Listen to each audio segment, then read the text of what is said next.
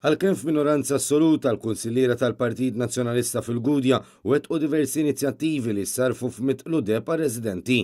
Madankollu l-Gvern qed ikompli jkaxkar saqajh biex jara li din il-ħidma ma ssirx bħal meta jmblokka bajlo biex min mhux residenti ma jkunx jista' jħalli l-vettura tiegħu fit-toroq tal-lokalità għal aktar minn 24 siegħa. Hekk qal il-kap tal-Partit Nazzjonalista Adrian Delija fit-tmiem żjara fost ir-residenti u fil-komunità kummerċjali u kien akkumpanjat mill-kandidati lokali u għall-Parlament Ewropew. Il-Gvern ċentrali li għal xi raġuni jew oħra għal darb'oħra jimblokka inizjattiva li allura r-residenti jibqgħu mingħajr dill-abilta li jsibu il-parkeġġ kif ikollhom il-problemi f'ħafna lokalitajiet oħra.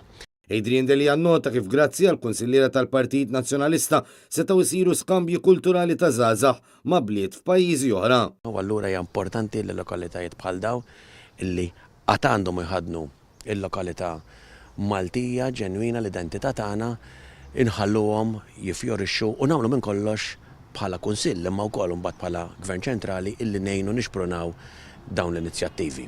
Il-kap tal-Partit Nazzjonalista fakkar kif il-burokrazija fis-sistema tal-Gvern qed ixxekkel il-kunsilli lokali. Fuq nota differenti, Adrian Delija għalaq billi fakkar il-memorja ta' Raymond Caruana, l-attivist żagħżugħ li nqatel politikament meta partitarji soċjalisti sparaw fuq il-każin nazzjonalista tal-lokal. Qal li dan il-qtil fakru fil-ġlieda li l-Partit Nazzjonalista għamel għal ġustizzja, il-verità u l-libertà.